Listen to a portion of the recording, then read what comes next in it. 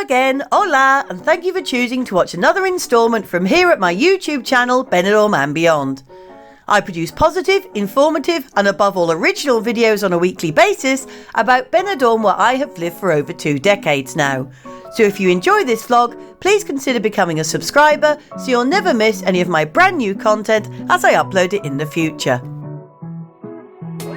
Today I'm taking you on a sunny walk, sometimes at high speed, from the 3-star Terralta Apartments Hotel on Avenida Nicaragua in the Folletes area in the Old Town, all the way down to the nearest main road, Avenida del Jaime Primero, which is full of shops and bars and only a few metres away from the beautiful Poniente beachfront.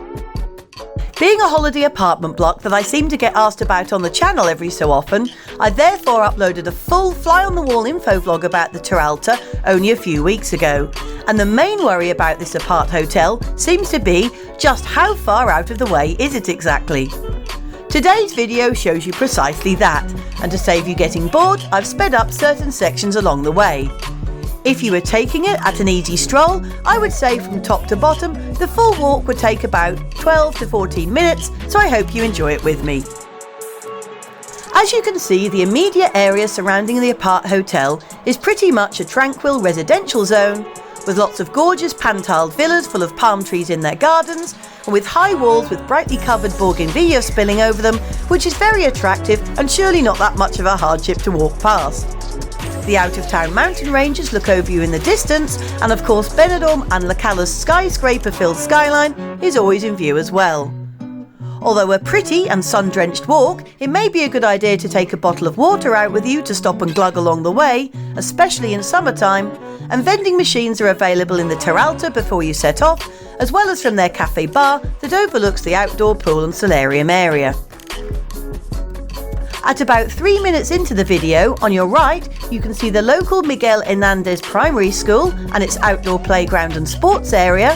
And then on your left, just peeping over from the adjacent Calle Peru, you can spot the 3-star Hotel Cabana. At around 4 minutes, we reach the junction with Avenida de Cuba, and as you may have noticed, all the roads in this neighbourhood are named after South American countries. On the day I filmed, there were roadworks taking place, as you can see by the red and white barriers, and from here we bear right and find the zebra crossing, which we walk across, even though the red man was showing, whoops, silly me. As we continue, you can see bar and restaurant Igueldo on your right, and these premises, which are located in the grounds of apartment block San Sebastian, have obviously cottoned on to weary holidaymakers traipsing up and down to the Terralta Apartments, as they offer a choice of English breakfasts which they advertise outside, as well as the usual tasty Spanish fare.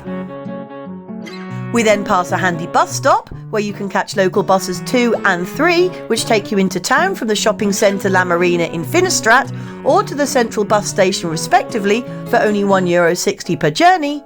And then a yellow post box where you can send a letter or postcard if you're feeling particularly old school. And don't forget that in Spain, stamps aren't actually bought at post offices, but in local tobacconist shops instead. Next down is Farmacia Sancha, a local chemist, which is always a godsend to know about in an emergency, particularly in this slightly more remote district. And they open every day except Sundays from 9:30 AM until 1:30 PM, and also from 4:30 until 8:30 in the evening on weekdays. Ignoring the flow of the majority of traffic that you can see on the video, we then bear right, following the pavement, to continue along Avenida de Nicaragua. The good news is that the walk is now all downhill, but of course that makes the bad news that it is all uphill on the return journey.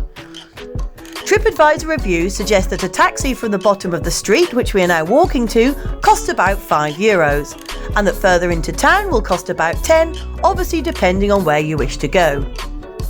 Now walking along this last stretch, you can see the landscape has changed slightly, and we are in a more heavily populated residential area with apartment blocks and their gardens and pools all around us instead of chalets and villas. At just over 7 minutes in, you can see a useful bench should you be feeling like stopping for a breather, and as we walk round the bend in the road, we can now see civilization ahead of us, hurrah, in the form of the busy avenue of the Avenida del Rey Jaime Primero. There is now also a useful handrail on the wall beside us, and whilst that might not be necessary while striding down, it can certainly be very handy whilst going up. At 7.5 minutes, you can just see the top of the 3-star Hotel Golden to your left, and not long afterwards, we reach the gates of the local cemetery, El Cementerio de la Madre de Dios del Sufragio. Carrying on, we reach the junction with Avenida de Uruguay, where we cross, and this will bring us straight down to the main road, where, for info, you can find a taxi rank along to the left. Immediately to our right is the 4-star RH Hotel Corona del Mar, and by crossing the road directly in front of you, you can find the Mobility Factory sales shop, where you can hire mobility scooters, electric bikes and wheelchairs.